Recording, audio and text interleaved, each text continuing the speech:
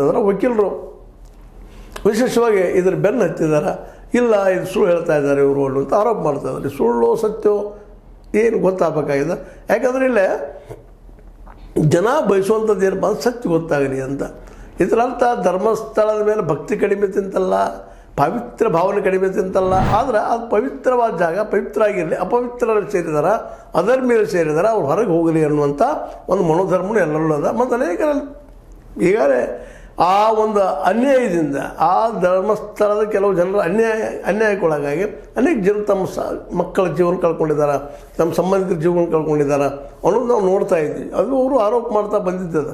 ಮತ್ತು ಇದೆಲ್ಲ ಇದ್ದಾಗ ಸಂಶಯ ಕಾರಣ ಏನಪ್ಪ ಅಂತಂದ್ರೆ, ಈಗ ನಿಮ್ಗೆ ಗೊತ್ತದ ಮಂಜುನಾಥ್ ಗೌಡ ಅನ್ನುವಂಥ ಒಬ್ಬ ಅಲ್ಲಿಯ ಏನಪ್ಪ ಇನ್ಸ್ಪೆಕ್ಟರ್ ಇದ್ದಂಥವ್ರು ಅವ್ರನ್ನ ಬೆದರಿಸುವಂಥ ಕೆಲಸ, ಅವ್ರು ಯಾರ್ಯಾರು ಫೋನ್ ಮಾಡಿದರು, ಅವರು ಎನ್ಕ್ವೈರಿ ಆಗಬೇಕಾಯ್ತಲ್ಲ ಇಷ್ಟರೊಳಗೆ. ಯಾಕೆ ಆಗ್ತಾಯಿಲ್ಲ? ಯಾರು ಅವ್ರು ಫೋನ್ ಹಚ್ಚಿದವರು ಗೊತ್ತಾಗಬೇಕಾಗಿತ್ತು. ಮತ್ತು ಅವ್ರು ಬೆದರಿಸುವಂಥ ಇಲ್ಲಿವರೆಗೆ ಮಂಜುನಾಥ್ ಗೌಡನ ಎನ್ಕ್ವೈರಿ ಆಗಿಲ್ಲ, ಯಾಕೆ ಆಗ್ತಾಯಿಲ್ಲ ಅನ್ನೋಂಥ ಪ್ರಶ್ನೆ. ಈಗ ಮತ್ತೊಬ್ಬರು ಜಯಂತ್ ಟಿ ಅಂತ ಬಂತಾರೆ, ಒಬ್ಬ ಹೆಣ್ಮಗಳು 13ರಿಂದ 15 ವರ್ಷ ಒಳಗಿನ ಹುಡುಗಿನ ಈಗಾಗಲೇ ರೇಪ್ ಮಾಡಿ ಕೊಲೆ ಮಾಡಿದ್ದ. ಇಲ್ಲ ಸಮಯದಲ್ಲಿ ತೋರಿಸೋದು ನಾವು ಮತ್ತೊಬ್ಬ ಬಂದಿದ್ದಾರೆ. ಇವತ್ತು ಒಬ್ಬೊಬ್ಬರ ಹೊರಗೆ ಬರ್ತಾಯಿದ್ದಾರೆ. ಅವ್ರು ನಡೆದ ಘಟನೆ ಸತ್ತಿದ್ದ, ಅವೆಲ್ಲ ಹೋದವು ಹೆಣಗಳನ್ನು ಸತಿ ತನಿಖೆಗೆ ಒಳಗಾಗಬೇಕಾಗಿದೆ. ಜೊತೆಗೆ ಅಲ್ಲಿ ಬೆಳ್ತಂಗಡಿಯಲ್ಲಿ ಡಾಕ್ಯುಮೆಂಟ್ಸ್ನೆಲ್ಲ ಸುಟ್ಟು ಹಾಕಿದ್ರ ಬಗ್ಗೆ ಎನ್ಕ್ವೈರಿ ಯಾಕೆ ಮಾಡಬಾರ್ದಪ್ಪ, ಯಾಕೆ ಶುರುವಾಗಿಲ್ಲ, ಏನು ಕಾರಣ, ಅದ್ರ ಬಗ್ಗೆಯೂ ಬ್ರೀಫ್ ಕೊಡಬೇಕಾಗಿತ್ತಲ್ಲ. ಇಲ್ಲಿವರೆಗೆ ದಿನನಿತ್ಯ ಬ್ರೀಫ್ ಕೊಡುವಂಥದ್ದು SIT ಧರ್ಮ, ಅದು ಕರ್ಮ. ಮತ್ತು ಯಾರದೋ ವ್ಯಕ್ತಿಯ